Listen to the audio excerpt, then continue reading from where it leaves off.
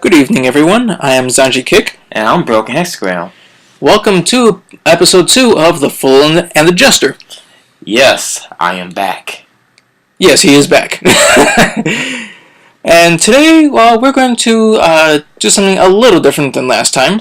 Yes, we are, and this is a discussion.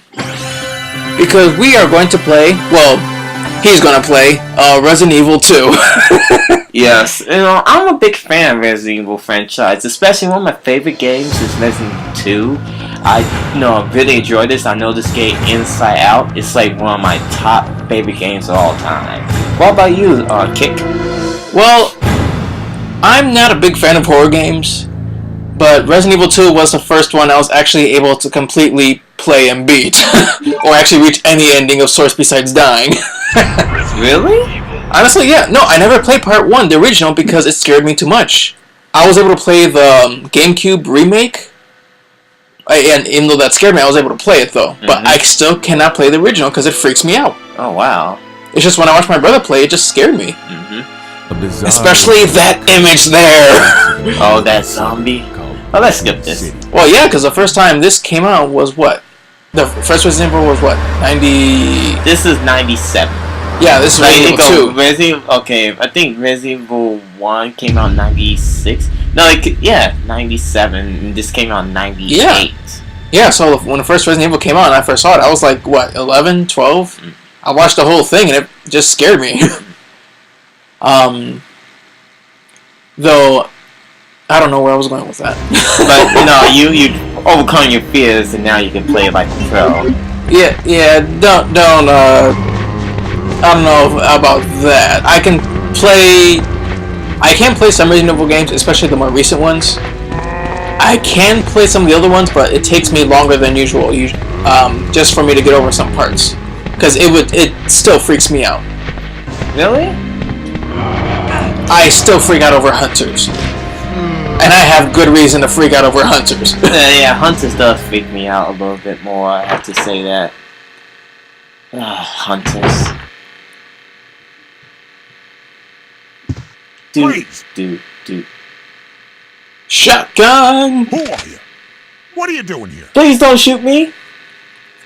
Hold your fire! I'm a human! Yes, I have a gun in my hand. He's lying, he's a talking zombie!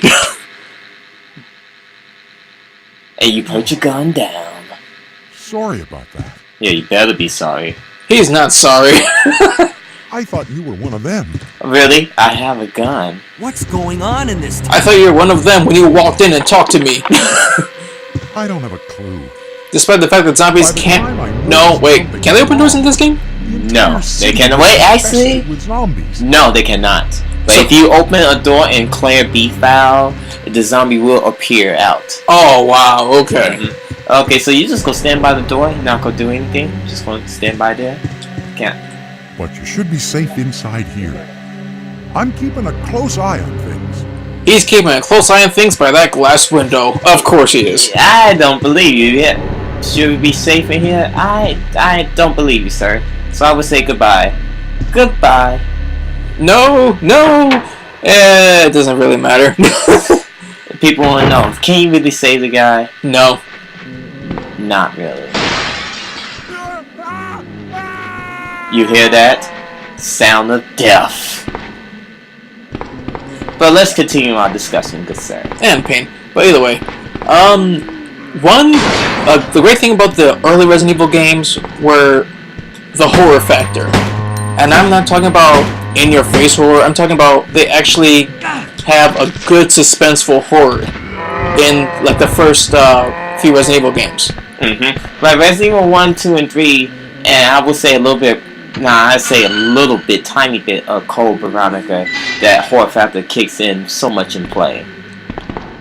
Yes, it does. And, well, maybe a little bit of 4, but very little. 4 was more creepy, I would say. It's just more that creepy factor, like the whole disgusting, like, insects. Well, okay, yeah, that is true, but also, and also a lot of, like, in-your-face horror, like, oh, man with a chainsaw and a bag over his head, coming at me, run, I hear the chainsaw, run! Oh my goodness, you pulled out the knife. Yes, I did. It's in every Resident Evil game, and it's useless in most of them. It only becomes really good in like Resident Evil 4. Sadly. Oh! You're in. Oh. I'm in caution now. The one great thing that Resident Evil did was when your characters were injured, they actually showed that they were injured.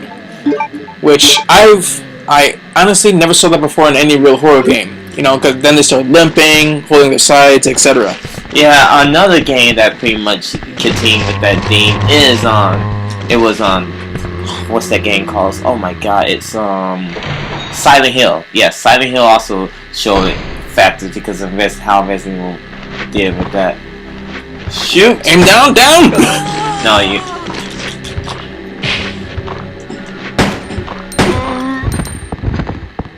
Had to take one for the team. Okay. Team Leon. Oh. No, this is if you want to know why Leon's not so slow because mother. He hasn't been trained yet. No, he have not been trained yet. This is only his first day on the job. Ooh. Jeez. Dodge like a pro. I forgot how many there were.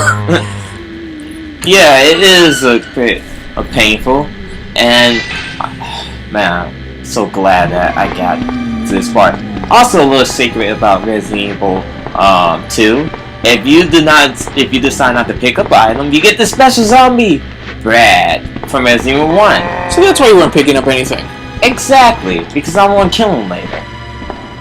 And walking around and holding my side. Pain. I just got rock bottom to a table. But let's talk about a little bit of horror factor in Resident Evil 1. Okay, Resident Evil 1, it was pretty scary. It was one of the scariest games during all time. Only thing kind of hold it back because of its cheesy dialogue. Oh, the lovely cheesy dialogue. And no, don't get me wrong. I do love me some bad voice acting. You know, wait, don't go. And you were almost a jail sandwich. And it's just like, huh, Wesker, you are pitiful. You know, it's just all those lines that pretty much make the game so great, and it was awesome. Though, the one good thing about Resident Evil 1 that made it so successful in being a horror game was not the zombies, it was that you didn't know what to expect because you were just trapped in this mansion, and next thing you know, you find zombies, rabid dogs, like all these different things, and it's like, what's going on here? Yeah, pretty much you was included. There was no internet during that time that you can research through games like now. No, you was pretty much unsure. Yeah, there was magazines, but the magazines was too vague about this game. You know, and the spiders and the worst enemies of all time, the hunters. In my opinion, the hunters are the freakiest things in Resident Evil series. Just because you could barely hear them coming, and when you heard them coming, it was usually too late. No! Ooh, Brad wants a bit of Leon. I don't go that way, Brad. Oh my god, I'm about to die. A little bit more, I'd become a Leon sandwich. Oh, I completely suck on that one. That was great. Excuse me for the suckage, but you know, it's been a while since I played this game. Brad goes down. Let's see. Goodness, Brad can take a hit. Yet he runs away every other time. Take that, Brad. Do you get a special item, or? Yes, you do. You get special key. Oh, okay, cool. And what this special key does... Costume? Or am I thinking something else? Yep. Locker key. Oh, okay. Hold on, let me... Jeez. I will say one wonderful thing about Resident Evil 1, which I always found funny. It's when my brother was playing. And he was underground and playing as Chris, and he was holding the shotgun. And at one point he reached, I think his name was Enrique? Enrico? Yeah, Rico. Oh, Rico, sorry. And Rico's like holding a pistol, and he's like, how dare you? like, you traitor, and he points a pistol at Chris, and Chris holding a shotgun's like, no, don't shoot me. And I'm like, you're holding a shotgun, man, no. You got a shotgun, sir. You supposed to take him. Take him. But of course, in part 1, you don't know like everything that's going on and like who's behind it. So, really great horror factor. Yeah. Also, a little bit. No, the good story to a certain point. If you break it down, is pretty much really good story. Well, Resident Evil, the remake off of GameCube, pretty much gave a little very good storytelling. Resident Evil 2 pretty much continued the tradition of the horror factor. It pretty much, if you play Resident Evil 1, you're like, okay, there's zombies involved, and next you know, you're like, you deal with all these other enemies. You got crows. Well, crows was in part 1. Oh yeah, I forgot about the crows. What was his name? Forrest was pecked to death. Yeah. Yes. And he had a grenade launcher. Discovered that He did? Yeah. Oh wow, I didn't know that. If you go back for his body, you take the grenade launcher, he appears alive. You have to kill him. their lives to reveal I did not know. No, I know. Wait, that was in the remake. I remember that. No, Or at in least the original. Oh, in the original too? Yep. Oh wow. Not long after that, In Though- the original. all this started to Though happen. part 2 had like its own share of unique enemies, which still freaked me out, but nothing beats the hunters. Like the Lickers, for example. Those were I just thought it was like Carnage reincarnated or something Oh, from yeah. the Spider-Man comics. Here, take this I key will card. You take should this be key able to card. unlock the doors in the hall with Random this. black guy. Now go. But just go. I don't hear there's a bullet in the gun. That's the only thing I have to say. Fine. Just But I can come back go! for you. Just hold I'm on. bleeding, I'm dying. I don't want help, go or I will shoot you too. The only survivor. That we know of. And you somehow locked the door. He had enough strength to get up and lock that door from his position. Wow.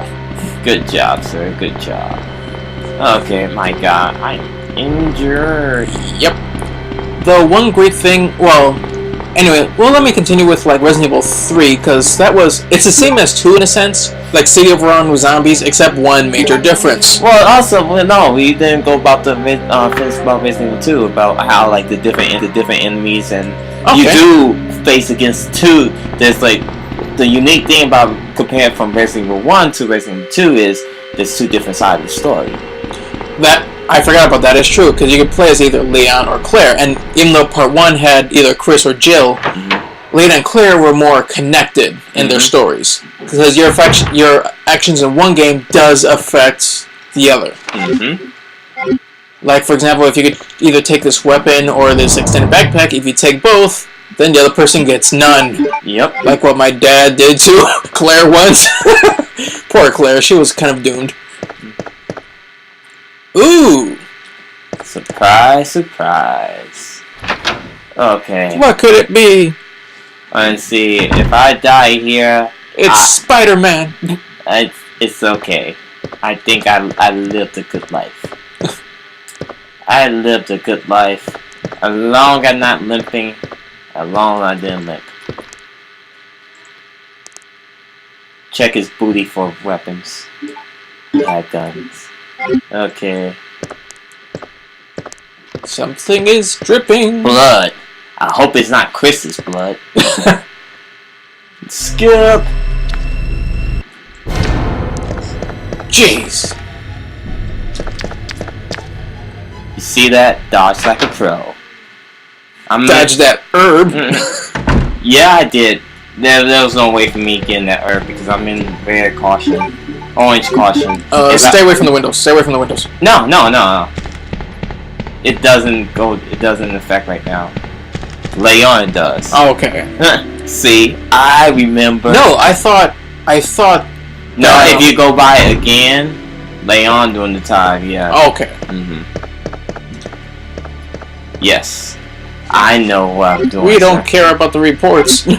Reports are interesting though. They are very. Well, yeah, but in this discussion, we're not caring about the reports. No. But you guys probably asking, how far are you going to go?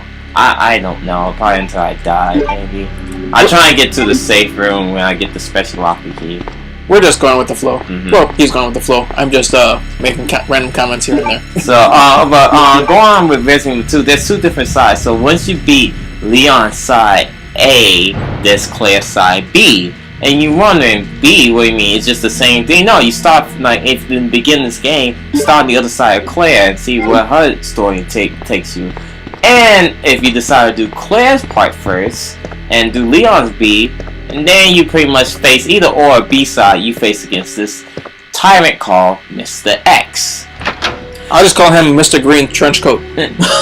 So Mr. X is pretty much a tyrant. And he's a pretty much painful, nasty tyrant. And he's just the most creepiest tyrant next to Resident Evil 3. I say Resident Evil 3, Nemesis is more creepier. Die! Die! Die! Die! Snack! Snack! Die. And no! But I didn't say so. And that's the end of the video. Goodbye, Leon. We will miss you.